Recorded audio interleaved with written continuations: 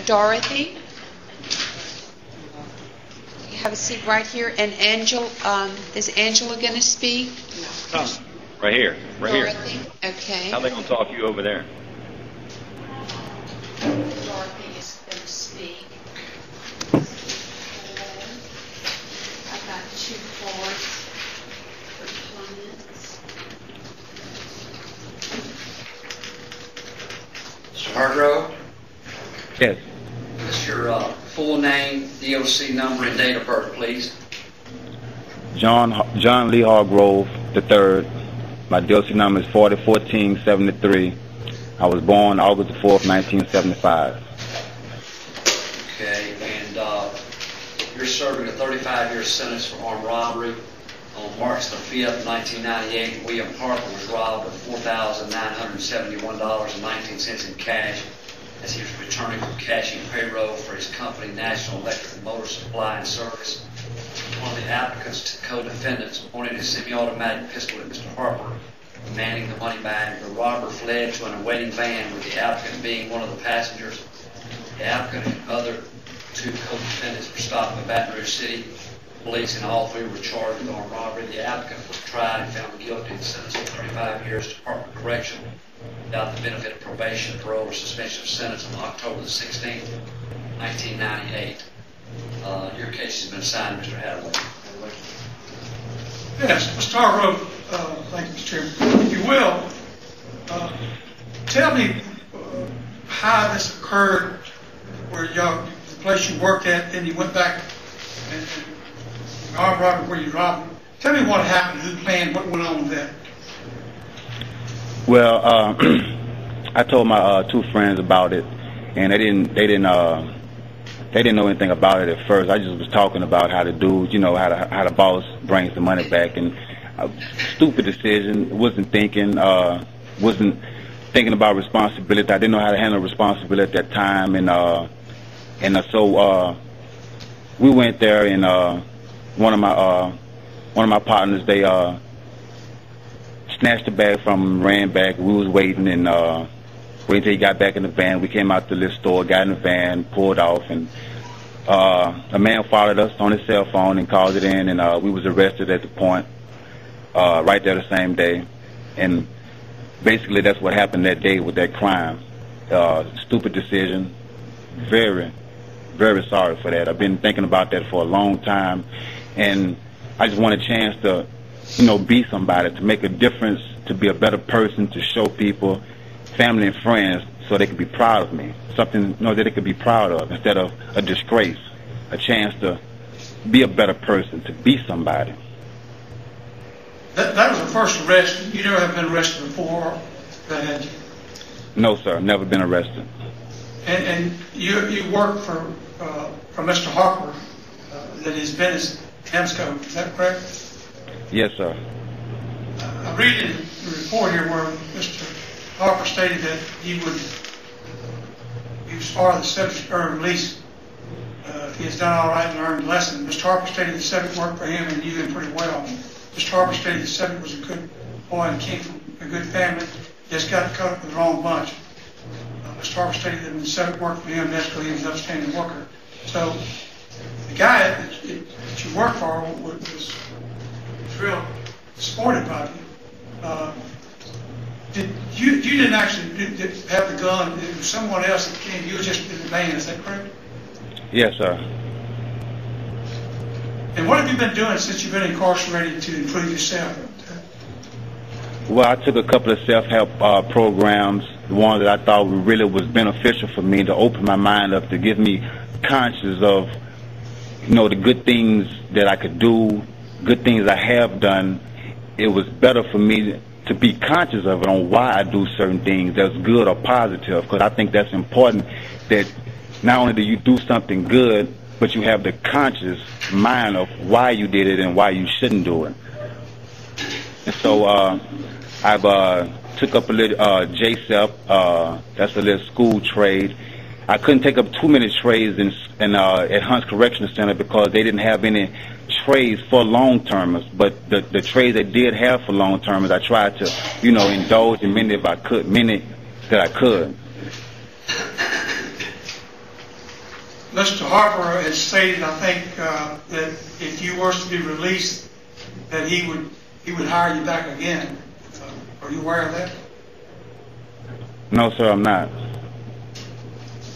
Also, the sentencing judge at that time was Judge Clayton.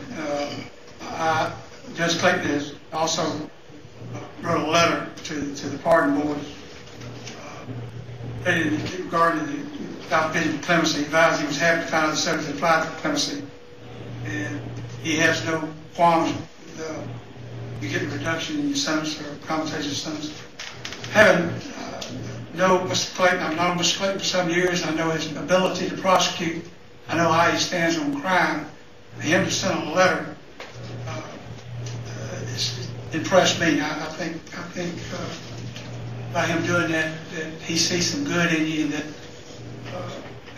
some rehabilitation. So I think that helps you understand. So that's all I got to say. Yeah, the judge even said he would come here today and speak on your behalf. So that speaks very highly of you also. They don't do that very often. We do have one person here to speak on your behalf. Would you like to come up, ma'am? Give us your name and address, please. Dorothy Hargrove, 4934 Sequoia Drive, here in Baton Rouge, and I'm his mother. You're the mother, okay, ma'am. What would you like to tell us? I would like to say that John got caught up in a way of life that he wasn't brought up in that way. He was brought up in a two-parents home, me and his father. And we worked. My husband worked long hours. And sometimes I would work 2 and 3 jobs.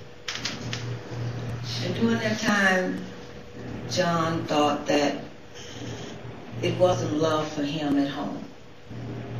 So he reached out in the wrong places for that affection. And it took him being where he is to realize how his family really loved him. And I do believe that John has matured. He went in a child, but he's a man now. There's no guarantees in life. And I stand before you as a mother. There's no other way that I can stand before you today. I would give anything not to ever have experienced what I've experienced since John went to prison. His father was alive when John went to prison. Since John been in prison, his dad was diagnosed with a very serious disease, and that disease was small non-cell cancer. And it took his life on June 27, 2008. Well, a lot has happened since John been in prison. And I believe in my heart that he is sorry for where he is and for the things that he done. He was never into any trouble before. I believe this is the first time he has ever got into trouble. This is only arrest. Yes, it is. And his father told him all he had to do was just to first find out why he made the decisions he made in his life. He could only help himself to think about what he had done and not to blame no one else for his action. There was other people involved, but even I can stand here and say what they were responsible. do things together, all is responsible. But I do believe that he's mature, he's a man now. And if given a chance, I believe with all my heart that John will stay free of crime. And thank you for... Ma'am, we made a terrible choice, but since then, I'm impressed by what I read in the report. And being at the state police barracks tells me one thing: he's doing quite well in the prison system. So I think he's on the right path, and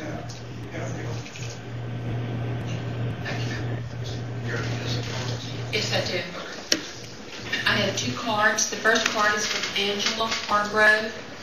Ms. Hargrove writes, "Speaking as John's sister-in-law, I feel he deserves a second chance because he has learned from his mistakes. He has matured, grown into a stronger and wiser person. He also will get a chance to spend time with his son, with whom he loves very much." Also, a card from Latasha Thomas, and Ms. Thomas writes, "I've known John for 14 years and I've watched him grow over these years. He is an awesome and loving person. During his time of incarceration, I've gotten to know and you, John." Okay. Mr. Moore, as the Assistant District Attorney of the 19th Judicial District, District Attorney's Office states that he should be denied based on leading to the arrest and conviction, that they are opposed to his commutation. Victims of his crime also opposed. We read the comments from the judge that he is very much in favor of commutation sentence. The sheriff is opposed, and the chief of police is opposed. I make a motion to go into executive session. Second. Ladies, 10:20. We'll be right back. Time is 10:21.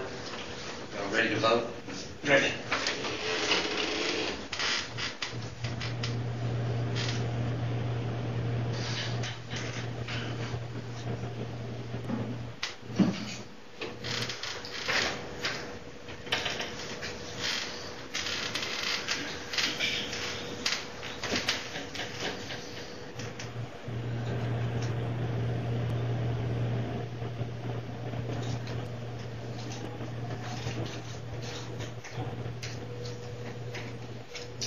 Okay, Larry Clark, I'm going to vote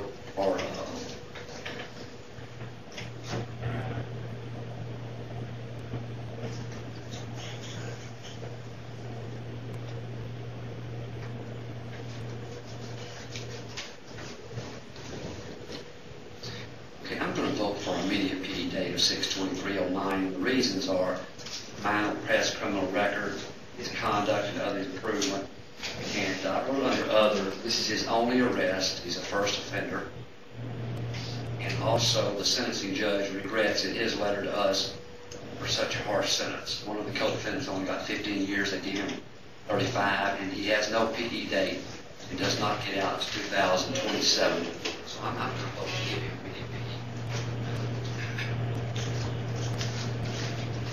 Henry Fowler, I vote to give him the immediate PD date of 6/23. And reason stated. Clem LaFleur, I also vote to give him a date 6/29. Same reason stated.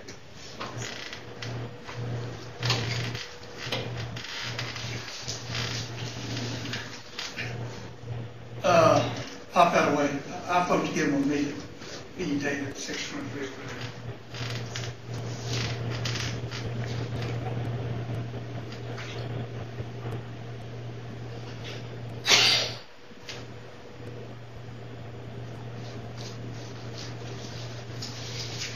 Ken Jones, I give him a immediate parole eligibility date of 6/23/2009, especially for the letter from the judge and for his improvement while he's been incarcerated. Okay, so the vote is 5-0 to give Hargrove a third immediate pro eligibility. This is only a recommendation. It has to be signed by the governor. Do you understand that? Yes, sir. Good luck. Thank you, ma'am, for coming.